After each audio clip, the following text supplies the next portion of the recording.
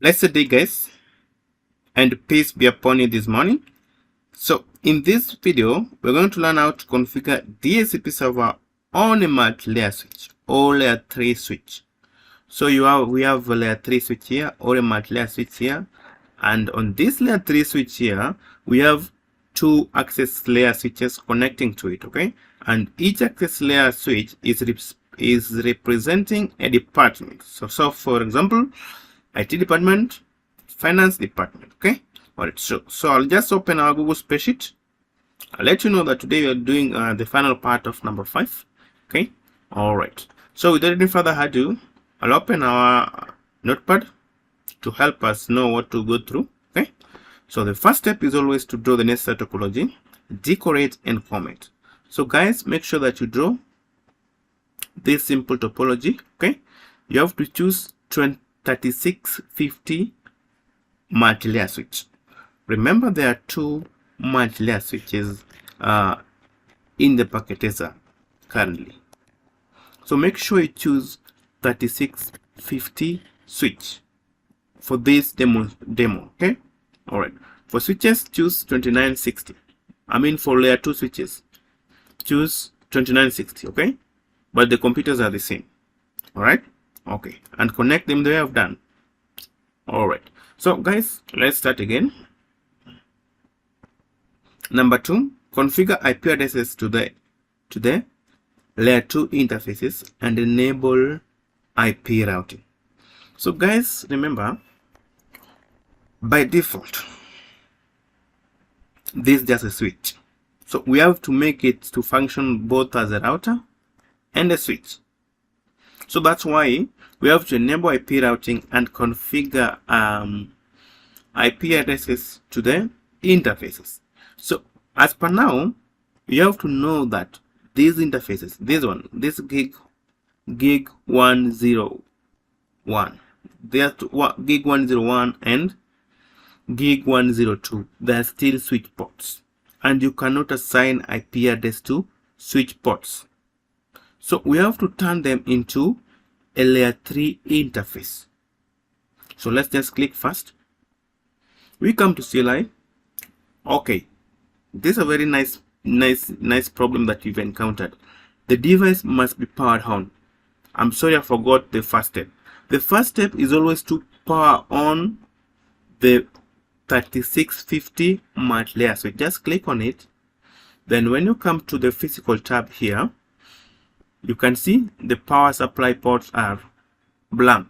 So just drag AC power supply and insert there and just close. Give it like 10 seconds and click again. Okay, the first step, power on the device. By default, it doesn't have any power supply. Insert the power supply and power it on. So when I click it now, I come to CLI. So it is asking me, just say no. Enable and configure T. We said the second step was to make this interface and this one to be layer 3 interfaces, okay? Because by default they are just switch ports, normal switch ports. So when I click there, I say interface range gig 1/0/1 to 2, the two interfaces, okay? It was this one, which is gig 101 and gig 102. So we enter and say no switch port. So this command here will make these two interfaces to be layer 3 interfaces, so that we can configure IP addresses to those interfaces. Because as per now, we cannot configure IP address to those interfaces because they are switch ports. Just hit enter, and now we can configure IP address there. All right, okay, so let's just configure IP address to layer 3 switch interfaces and enable IP routing. All right, so let's just interface gig 1/0/1 IP address to be the first IP address here. Sorry, this one should be 10.0. The network should be 10.0. 20.0. Okay, so when I go back there, IP address should be 192.168.10.1 with a separate mask of 255.255.255.0, and you hit enter. And that's all there. You exit. Then we come to gig 102 and we assign IP address of 20.1, and that's all. Okay, make sure you assign them IP addresses first, and the notepad tells us that we have to enable IP routing. Very important. If you don't enable IP routing, they won't communicate, because I told you by default the multilayer switch is still acting just like a switch. So you have to make it act as both as a router and a switch. So let's just go here and say this command, IP routing. Very simple command, that's all. Now it will function both as a router and a switch. That's all. Step 3. Create DHCP pools. Assign network addresses, default gateway, and DNS. Very simple. So I'll go here to our create pools. We assign network addresses to the pools, default gateway, and the DNS. So we are going to create how many pools? 2 pools, because we have IT department and its finance department. So let's just go here, and the first step is always to enable DHCP service on the device. Just say service service DHCP. That's all. After enabling DHCP service, now create the pools. So just say IP DHCP pool. Let's give it IT pool. Okay, IT pool for IT department. Then you assign the network. The network is 192.168.10.0 with a separate mask of 255.255.255.0, and you hit enter. Then we assign default gateway and DNS. So just say default. It will come as a default router in this case. So just write default router, then assign the default router. The default router for IT department should be the IP address of this interface, which was 10.1. Okay, all right. So just say 192.168.10.1, and DNS we assign also DNS. As per this level, let's just make DNS equal as default router 192.168.10.1, and we hit enter, exit. This is for IT department. Now let's go for finance department. So just say IP DHCP pool fin pool. Okay, and you assign the network. The network was 192.168.20.0, a separate mask of 255.255.255.0, and you hit enter. Then default gateway should be the IP address of the connecting interface of this multilayer switch, okay, which was 20.1. Very simple, very simple. 192.168.20.1.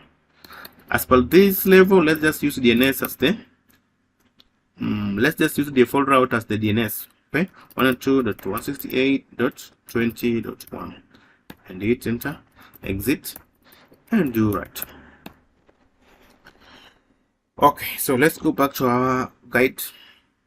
Exclude the ranges of IP addresses that should never be assigned to host devices dynamically. So we have to exclude the range of IP addresses that we don't want our DHCP server to assign to any host in the network, because maybe we'll be using those IP addresses to assign other networking devices statically. Okay, so as per now, if I can just test DHCP, remember we've configured DHCP here. If I can just test DHCP, I come here, I come to desktop to IP configuration and hit that one, you will see DHCP successful, and this one is taking IP address of 10.2. Remember 10.1 was taken by the default gateway. Okay, so it is assigned the first immediate IP address, which is 10.2. so we have to exclude some addresses because we don't want the DHCP to assign them dynamically. So even in this case we'll take 20.2, right? Okay, so let's say we want the DHCP server to start assigning IP address like 20.11, 10.11, something like that. So we just go here and say IP DHCP excluded address to be, we give the range 192.168.10.1 to all the way to 192.168.10.10. So any IP address from 1 to 10 should never be assigned to any host device. Okay, this applies to IT department. So let's create another for finance department. So we just change this one to 20. We change this one also to 20 and we hit enter and do right. So we're done. If you can just go here again, remember the first time it took 20.10.2. okay, come back to static and go back here again. It will take 10.11. okay, all right, because from 1 to 10 is excluded. And then if we go here, okay, so guys, basically we have achieved DHCP configuration on a multi-layer switch, and I'll go back to our Google spreadsheet and mark this one as done. So when we meet tomorrow, we're going to start configuring intermittent routing both on a router and a multi-layer switch. So thank you so much, guys, and I believe this video has really helped you know how to configure DHCP server on a multi-layer switch, creating pools, excluding IP addresses, assigning a default router, and enabling IP routing on a multi-layer switch, and turning a switch port into a layer 3 interface. So thank you so much. Please subscribe to this channel, like this video, and share with a friend. Bye, and see you again in the next class. Thank you.